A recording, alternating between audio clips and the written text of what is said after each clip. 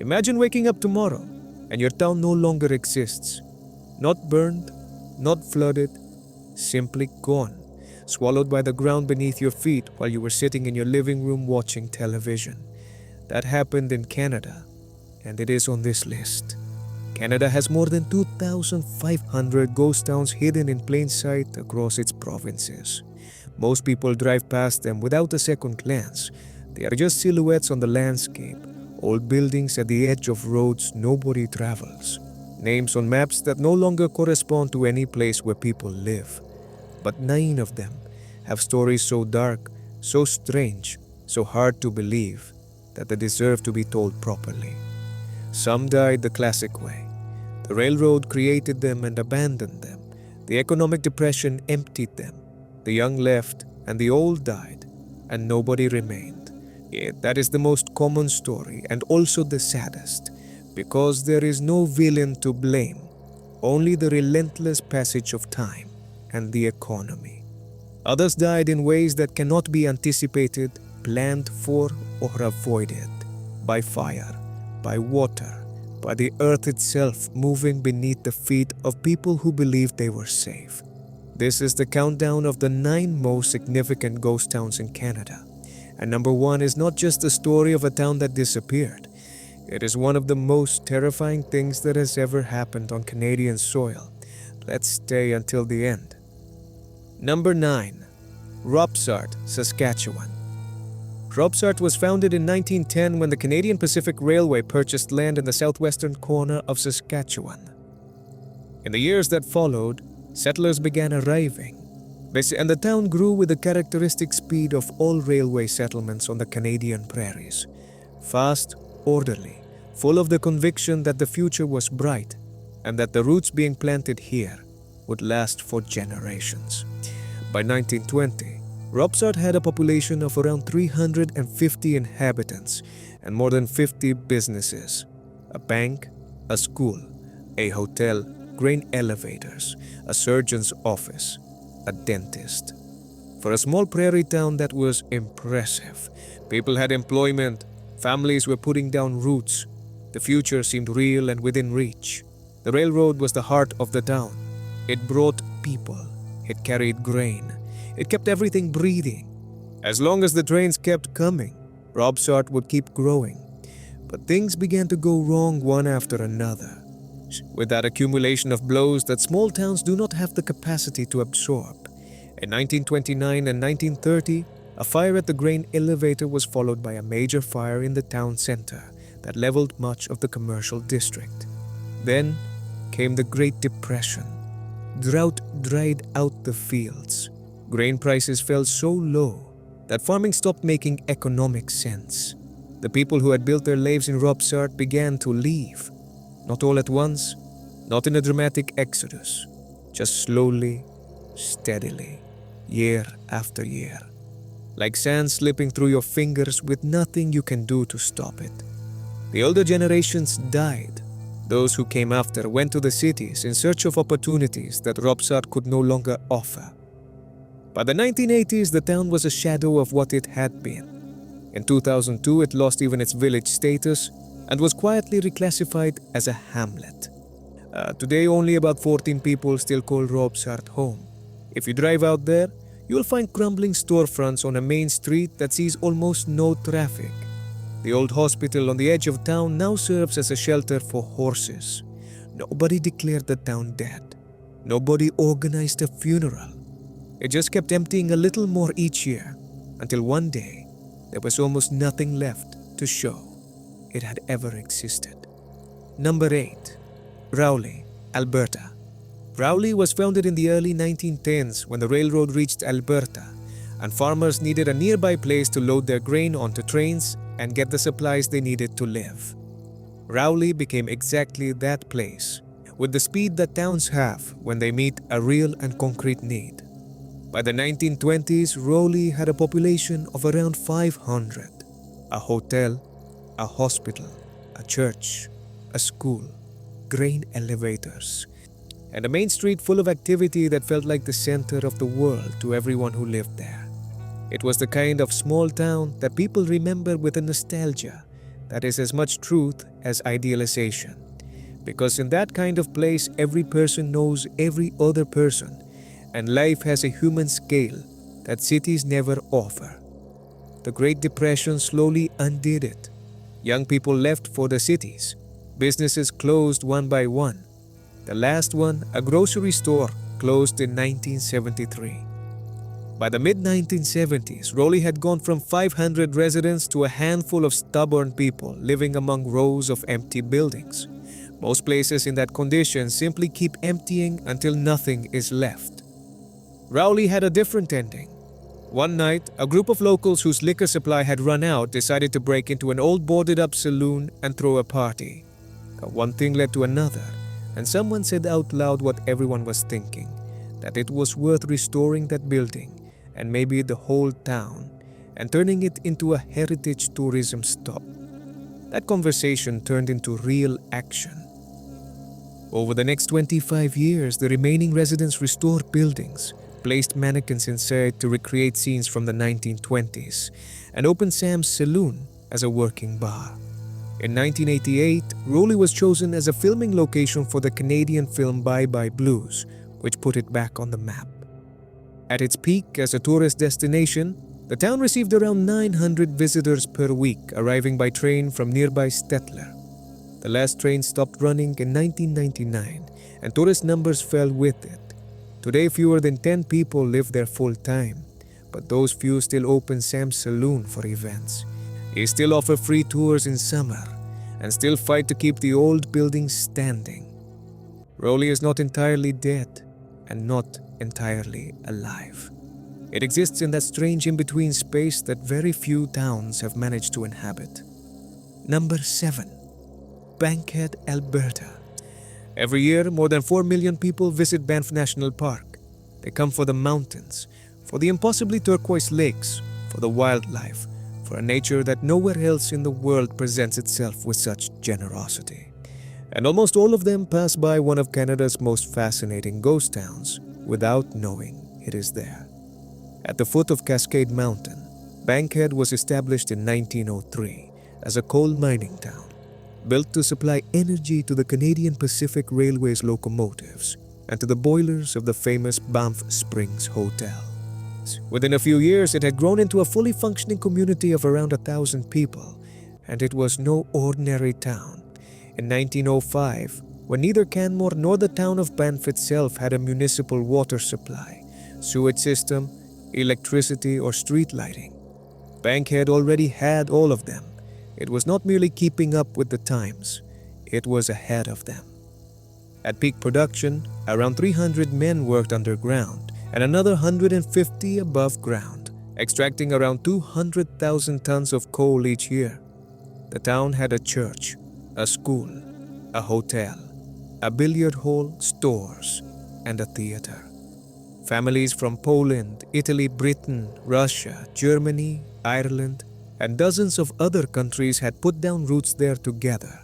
It was a multicultural mountain community carved into the Canadian Rockies, and it had every reason in the world to believe it would last.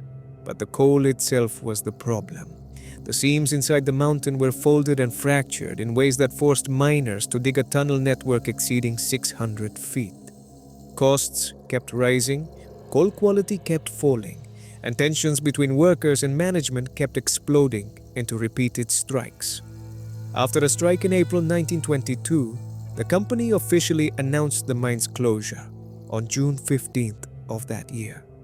Since every building in Bankhead was company-owned and rented to the residents, they had no choice. They had to leave. By 1926, most of the town's buildings had been moved to Banff and Canmore. In 1930, the National Parks Act ensured nothing like it could ever be built there again. Today, what remains are stone foundations, crumbling walls, old coal piles, and a few preserved structures visible along a short trail. There are no dramatic ruins, no walls rising toward the sky, only the quiet outline of where a town once stood, surrounded by one of the most beautiful landscapes in the world, as if nature had decided to compensate with its own beauty for everything that time took away. Number 6.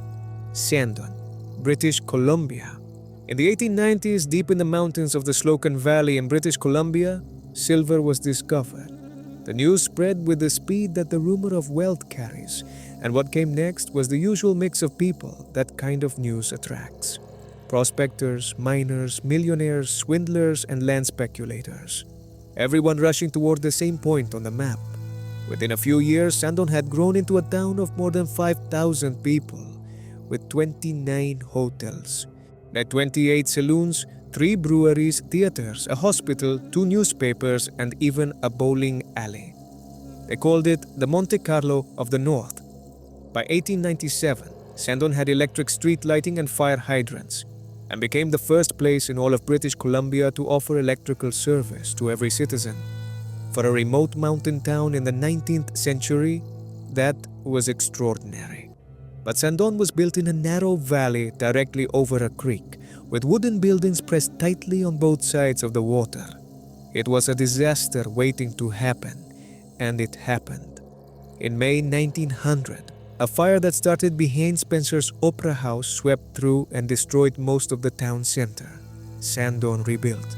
In 1907, an avalanche caused serious damage. The silver market kept fluctuating. By 1920, the city had entered liquidation and dissolved its incorporation. What was left of Shoudn carried on for a few more decades, growing quieter each year. Then came the final blow.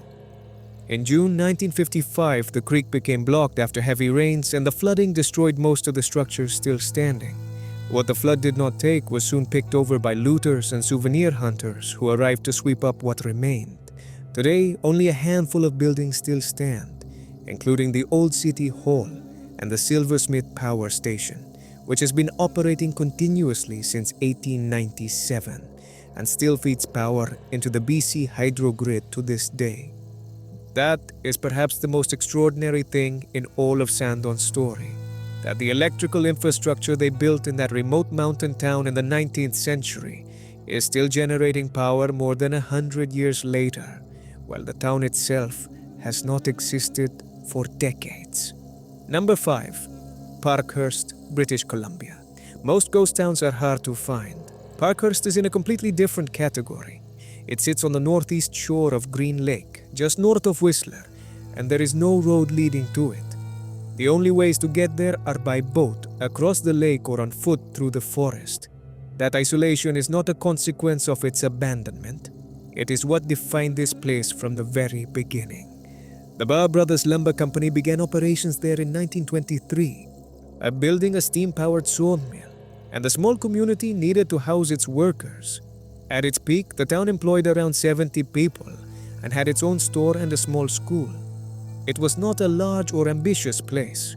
It was simply a working community carved out of the British Columbia wilderness, doing a job and doing it well.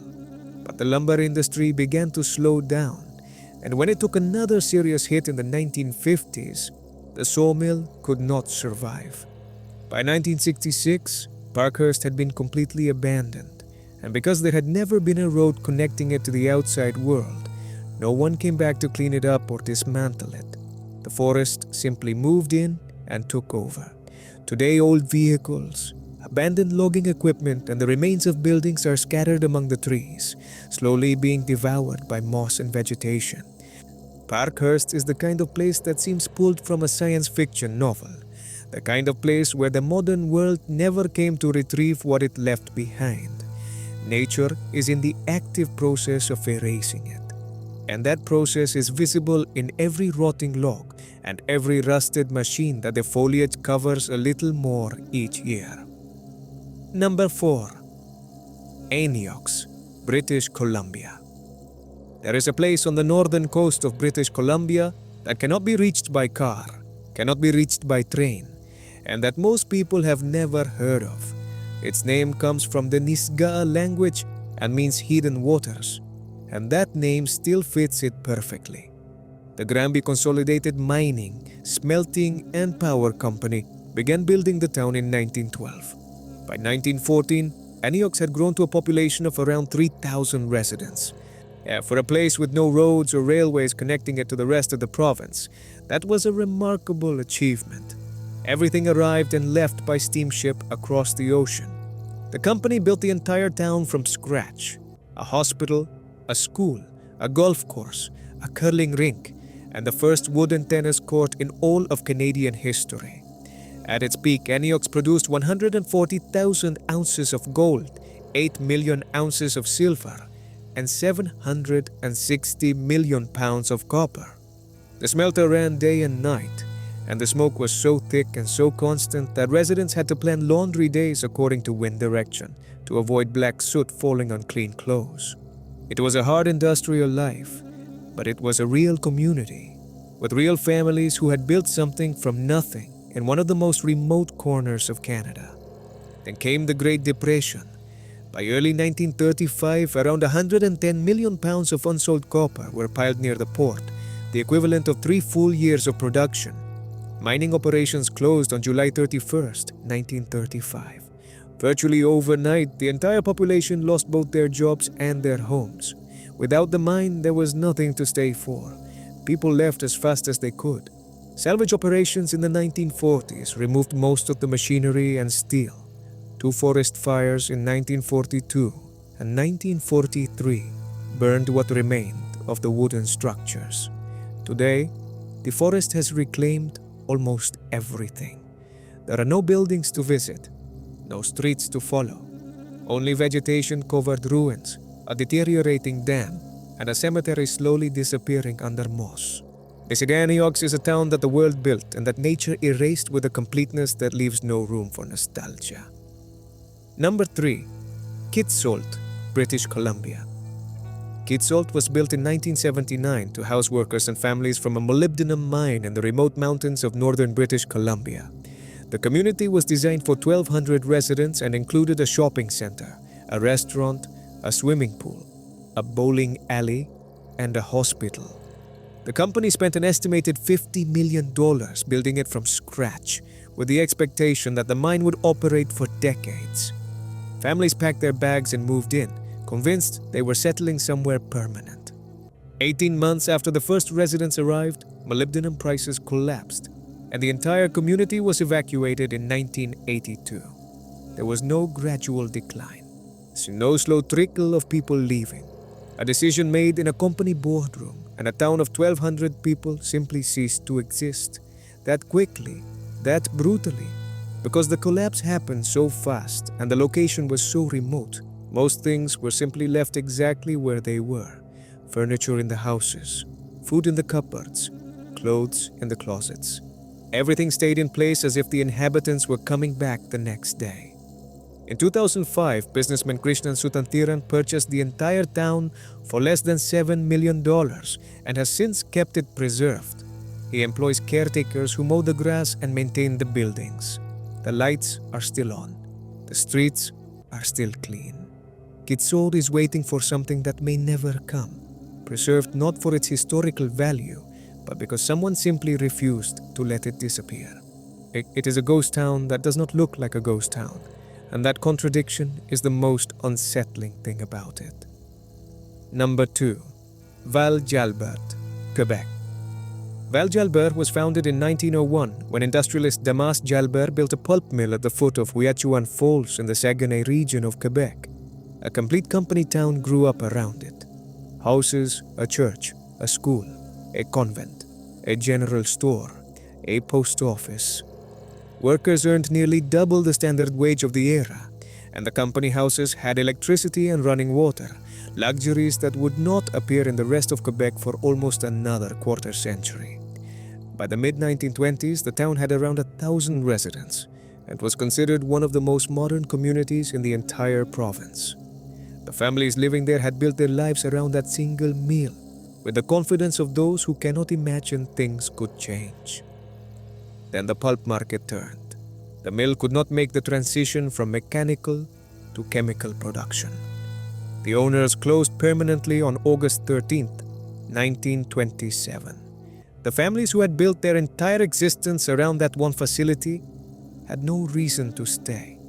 The town was abandoned within a few years. A former resident captured it simply and devastatingly in a video interview still shown at the site today. It was the first time we saw our parents cry. What sets Val-Jalbert apart from almost every other ghost town in Canada is what happened afterward. The Quebec government eventually took possession of the land, and the site was opened to the public in the 1960s. With more than 70 original buildings, Val-Jalbert has been described as the best preserved ghost town in Canada. Some buildings have been carefully restored. Others have been left exactly as time left them, so visitors can see both sides of what time does to a place. Today, the site receives more than 60,000 visitors per year and was designated a National Historic Site of Canada in 2019. Val-Jalbert survived by turning its own tragedy into something worth seeing.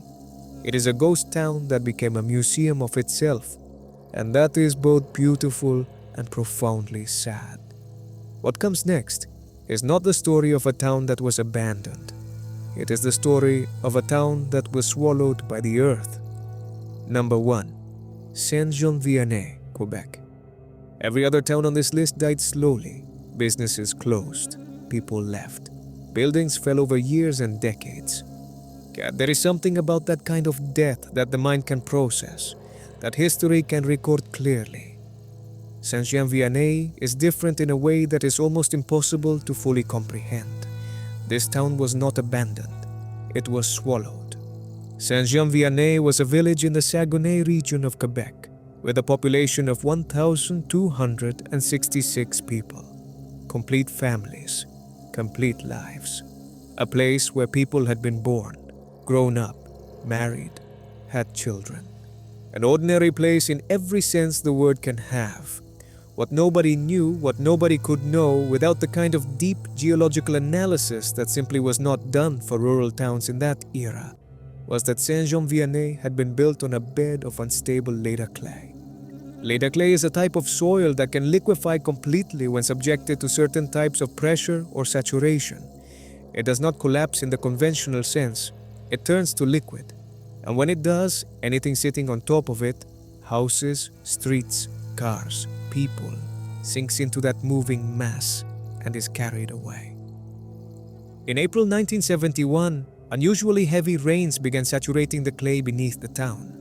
In the weeks before the disaster, residents noticed things they did not fully understand.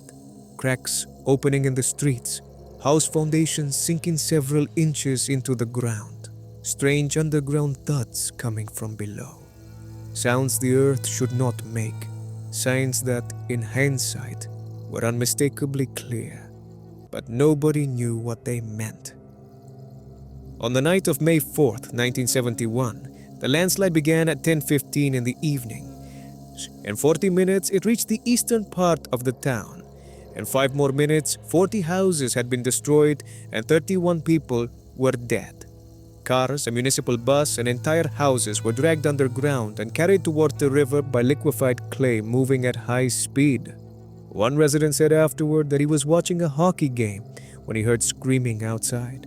He went into the street and watched houses fall into the earth, one after another, while he stood there, unable to do anything. The landslide opened a crater of approximately 324,000 square meters, between 15 and 30 meters deep. Where just hours before a complete neighborhood had existed, nothing remained. Only a massive hole in the earth. The site was declared permanently uninhabitable, and the survivors were relocated in the following months. Subsequent investigations revealed something that makes the story even more disturbing. Saint-Jean-Vianney had been built directly on top of another landslide that had occurred in that same location approximately 500 years earlier. The earth had failed before, nobody knew. And then a town was built there, families grew up there, and in a single night, it was gone. The site remains empty to this day. There are no buildings to visit, no streets to walk, only the crater where 1,266 people lived, and a small memorial so the world does not forget what happened there on the night of May 4th, 1971. The earth opened and an entire town fell in. Closing. 9 towns, 9 ways of disappearing in Canada. Some died the way all towns die, the railroad that created them and forgot them, the economic depression that emptied the streets, the young who left and did not come back. Those are understandable deaths, deaths that history records clearly and that memory can hold. Others died in ways for which ordinary language does not have enough words. An entire town swallowed by the earth in 40 minutes.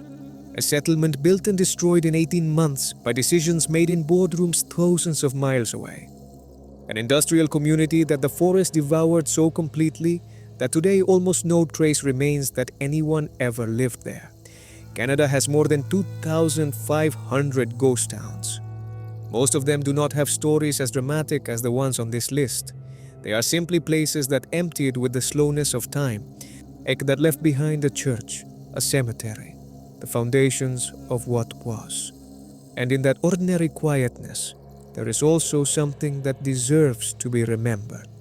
Because behind every ghost town, behind every empty building, and every grass-covered street, there were people who believed that what they were building would last, that they had found the place where they would stay forever. Sometimes they were right. Most of the time, the earth had other plans.